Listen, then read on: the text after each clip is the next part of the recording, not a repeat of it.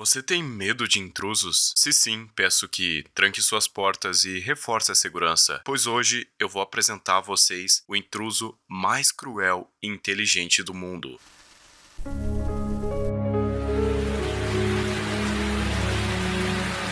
A polícia descreve o Sr. Cruel como altamente inteligente. Ele planejou meticulosamente cada ataque, conduziu a vigilância das vítimas e suas famílias, garantiu que não deixasse vestígios forenses, protegeu sua identidade cobrindo o rosto o tempo todo e deixou pistas falsas para desviar a atenção da família e da polícia.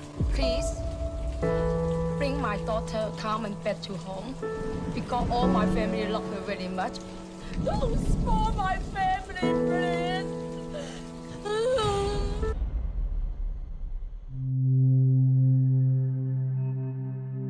Ele era calmo e seu comportamento era lento, pois fez uma pausa durante um ataque à casa de sua vítima para fazer uma refeição. Mas afinal, quem é esse cara? O que ele fez para ter uma recompensa de mais de $1.200.000 na cabeça dele? Para discutirmos sobre isso, devemos voltar em 1987, mais precisamente no subúrbio de Melbourne, na Austrália. No dia 22 de agosto, um homem vestido uma balaclava invadiu a casa de uma família às 4 horas de uma madrugada fria. Ele estava armado e amarrou as mãos e os pés de ambos os pais na residência e os trancou em um guarda-roupas. Então ele fez algo horrível depois disso. Com o barulho do rádio abafando os sons, o Sr. Cruel calmamente faz um lanche, toma algumas bebidas, limpa todas as evidências e, após tomar um banho quente, vai embora sem deixar rastros. A residência e as fotos da família foram arquivadas, porém, esse foi o primeiro rascunho de como seria esse tal Mr. Cruel.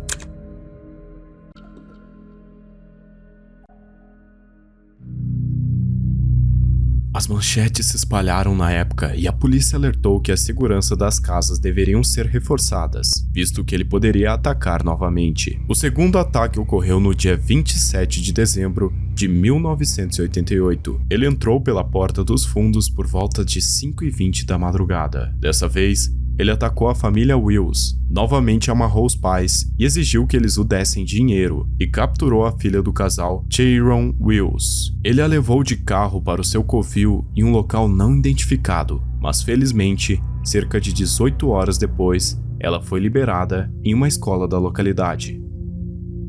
Esse foi o segundo esboço de como o homem parecia ser. Este é o rascunho feito por Sharon de como seria o homem que a capturou. Os oficiais revelam que a garota ajudou muito no caso, mas ainda assim não haviam indícios de quem era o Sr. Cruel.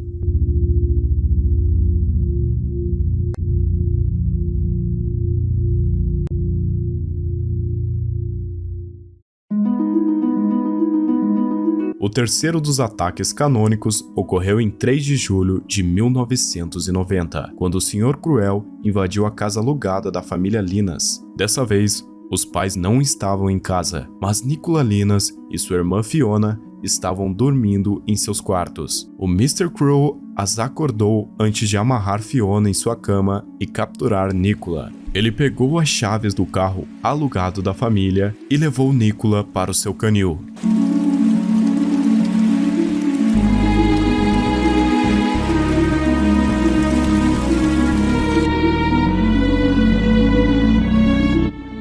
Aqui ele a manteve em cativeiro por um período de 50 horas, antes de deixá-la ir nas primeiras horas do seu aniversário em uma subestação de eletricidade em Kew. Esse é o rascunho de como ele parecia no caso de 1990.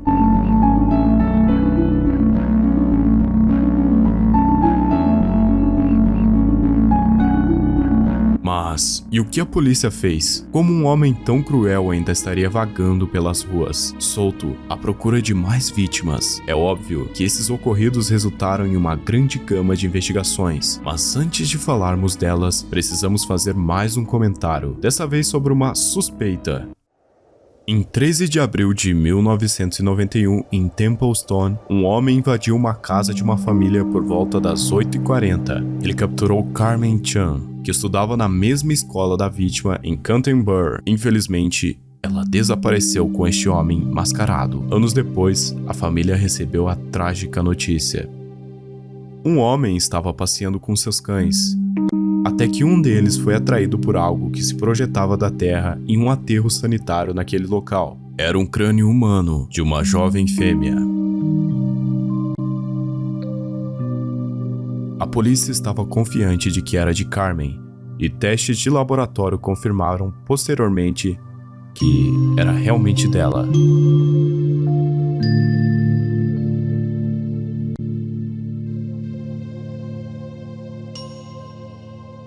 Esse mapa nos mostra alguns dos trajetos que o Mr. Crew fez, e o terceiro deles nos leva ao fim da linha para Carmen. That's on offer to $1 million. It's fair to say that in recent times that there'd be few cases that have captured the attention of the public and the police like Carmen's. It's believed she was snatched from her Templestowe home one evening by $100,000 relating to Carmen's murder. And it's hoped that by increasing it to $1 million, it will encourage someone who's kept a secret all these years to finally come forward. And we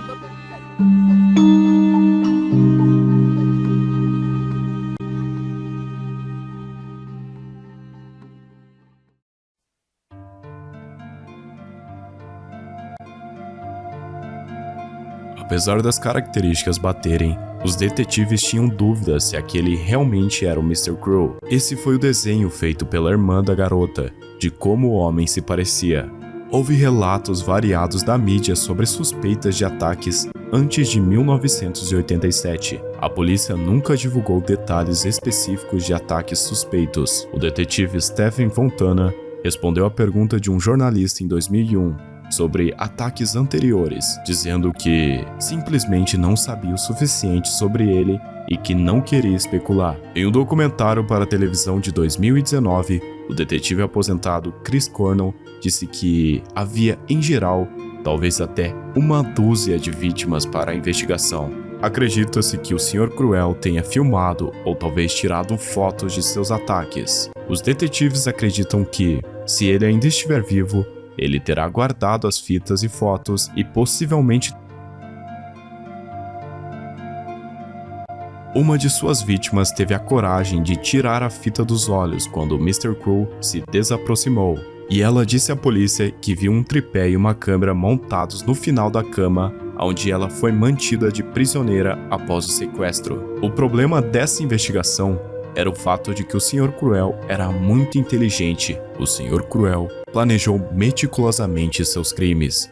Por exemplo, em um caso, ele capturou uma garota e disse a ela que libertaria em exatamente 50 horas. E foi exatamente isso que ele fez. Ele dava banho em suas vítimas com cuidado, como uma vítima descrevendo o ato como, abre aspas, era como uma mãe lavando o seu bebê.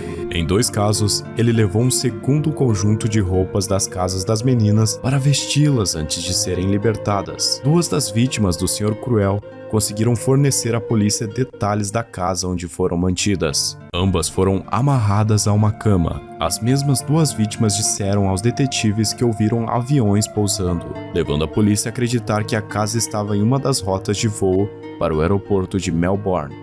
Uma força-tarefa policial de codinome Spectrum foi criada para identificar o Sr. Cruel. A investigação mais complexa de sua época durou 29 meses e custou quase $4 milhões. A força-tarefa de 40 investigadores e analistas identificou 27 mil suspeitos e recebeu 10 mil denúncias. Eles verificaram 30 mil casas e prenderam 73 pessoas, mas nenhuma foi identificada como o Sr. Cruel. Um pôster de recompensa pelos sequestros foi distribuído em 1991 para todas as casas vitorianas e em certas áreas no sul da Austrália e Nova Gales do Sul. Enormes cartazes foram colocados em locais públicos.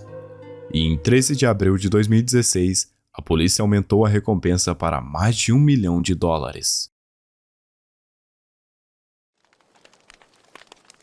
Mas até hoje, no ano de 2022, não se sabe quem é o Sr. Cruel. Muitos dizem que ele era um policial, pois ele sabia como funcionavam as evidências da época, não deixando nenhum rastro de suas ações. Acredita-se que ele começou roubando casas e foi aumentando as suas fantasias com o tempo. E apesar de toda a investigação, ninguém até hoje sabe o que aquela máscara esconde. Meu coração se parte pela mãe e pelas famílias que sofreram nas mãos desse homem. Em caso de atualização do caso, eu trarei aqui para vocês. Então, por favor, se inscrevam, se mantenham conectados. Aqui foi o JJ e obrigado por assistir.